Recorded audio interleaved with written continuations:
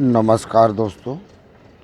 तो आइए अपन परम पिता परमेश्वर की राह में चलने के लिए मैं आपको एक और विशेष और बहुत महत्वपूर्ण और अकाट्य, जिसकी कोई काट नहीं है, वो योग के बारे में बताता हूँ। उस योग का नाम है शमशान योग। मित्रों, सबसे पहले तो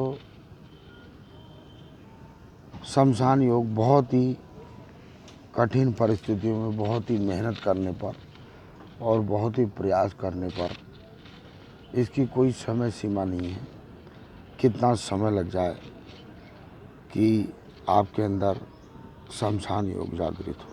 फिर भी प्रयास करते रहना चाहिए, क्योंकि परमपिता परमेश्वर की राह में चलने के लिए और उन्हें पाने के लिए ये सबसे बड़ा योग है। इसको कई लोग अन्य अन्य नामों से जानते हैं, जिसके छोटे छोटे नाम हैं। आंशिक कह लो, इसका एक आंशिक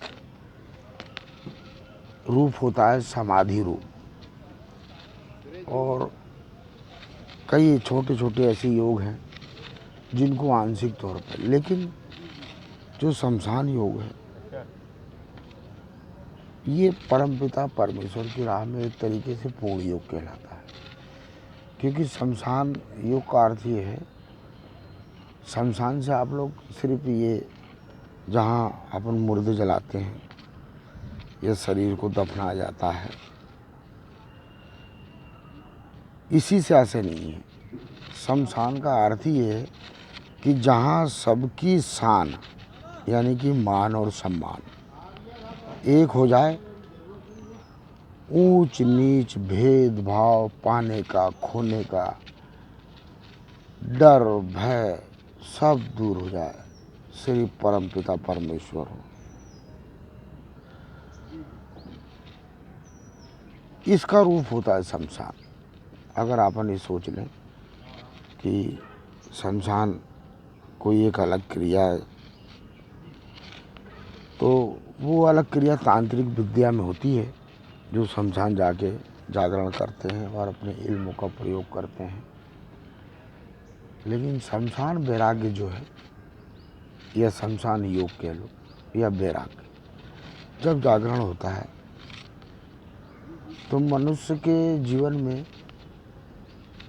हरि यानी कि परमपिता परमेश्वर और मानव, वो दोनों एक समान हो जाते हैं। अब उस व्यक्ति को या उस जीव आत्मा को एक साधारण व्यक्ति ना समझे,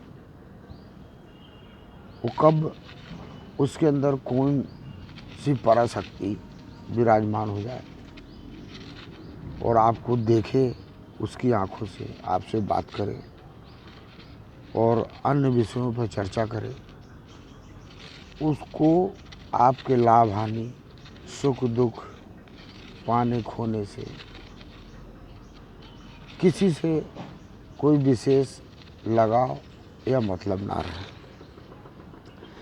तो शमशान वैराग्य में एक समान मात्रा में, यानी कि जहाँ धर्म और अधर्म दोनों का मिलन होता हो, पुण्य और पाप दोनों का मिलन होता हो, जन्म और मृत्यु दोनों का मिलन होता हो, भक्त और भगवान जहाँ दोनों का मिलन होता हो, वही शमशान योग कहलाता है। उसमें न भक्त को कोई ऐसी आशा रहती है कि उसे प्रभु कोई विशेष शक्तियों से नवाजेंगे, और न भगवान को अपने भक्त से ऐसी कोई विशेष चाह रहती है। वो दोनों एक हो जाते, एकाकार। शमशान का मतलब यही है कि एकाकार हो जाना, अंदर से भी और बाहर से भी। तो दोस्तों, परमपिता परमेश्वर की राह में चलने के लिए शमशान वैराग्य जागृत करना है तो बहुत कठिन, लेकिन धीरे धीरे बोलते ना, करत करत प्रयास, आज नहीं तो कल, इस जन्म नहीं तो अगले जन्म निश्चय ही प्राप्त होती है। सबसे बड़ा योग है परमपिता परमेश्वर को पाने का, और इसमें कोई संशय नहीं है कि जो आप प्रयास करेंगे उसमें विफलता मिलेगी, लेकिन उसको धारण करना पड़ेगा।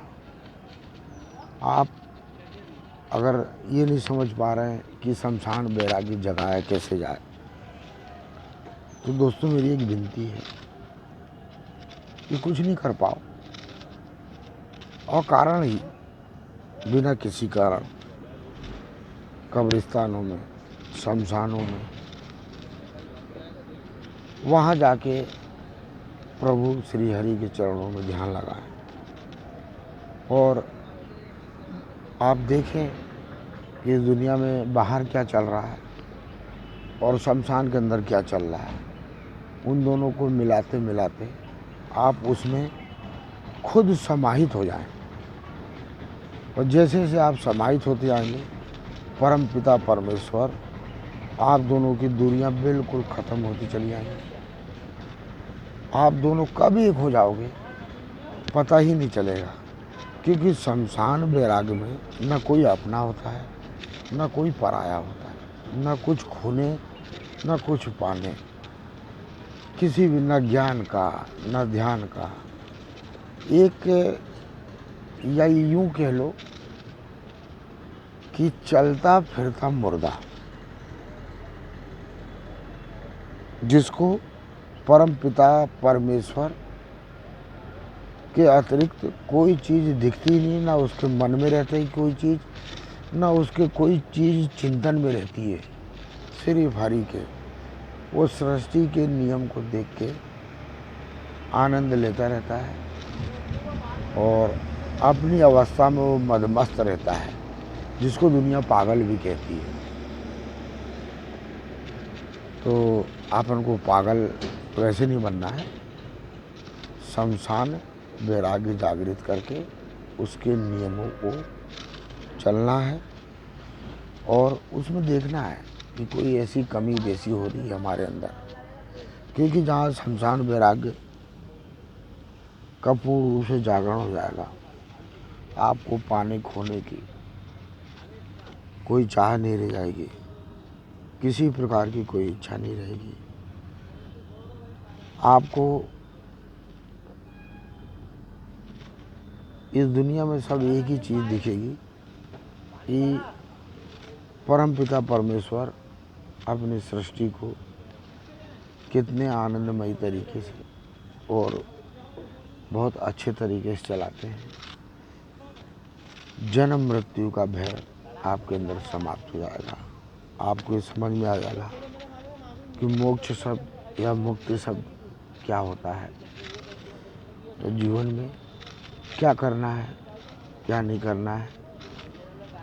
तो ये सब सारी बातें जो हैं आप जब जाएंगे, देखने से नहीं, देखने के साथ में आपको धारण करना है, और धारण करने के साथ में उसको अपने ऊपर क्रियान्वित करना है।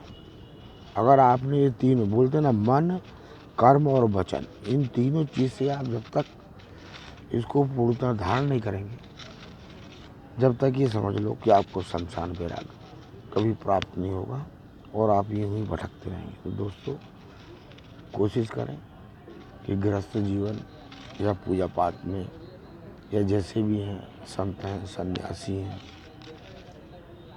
कोशिश करें, ये भगवान ने मानव शरीर दिया है कि जाने से पहले हम दोनों एक तो हो जाएं। तो दोस्तों आगे मैं और बताऊंगा, आप लोग की अगर इच्छा रही तो इस विषय पर, क्योंकि मैंने जो बताया है ये बहुत असंभव सी चीज़ है। अगर इस संसार में मुश्किल से 1 या 2% आपको जीव रूप में इंसान मिलेंगे जिनके अंदर पूर्ण शमशान वैराग्य जागा हुआ है, जो ये समझ लो कि स्वयं एक प्रभु के अवतार रूप ही शरीर धारण करके इस पृथ्वी को घूमते हैं। क्योंकि जहाँ शमशान वैराग्य आ गया, वहाँ से परमपिता परमेश्वर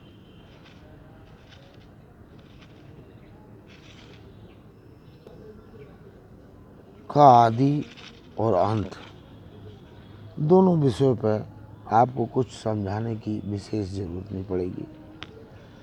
आपको सिर्फ आनंद ही आनंद आएगा। तो धन्यवाद दोस्तों।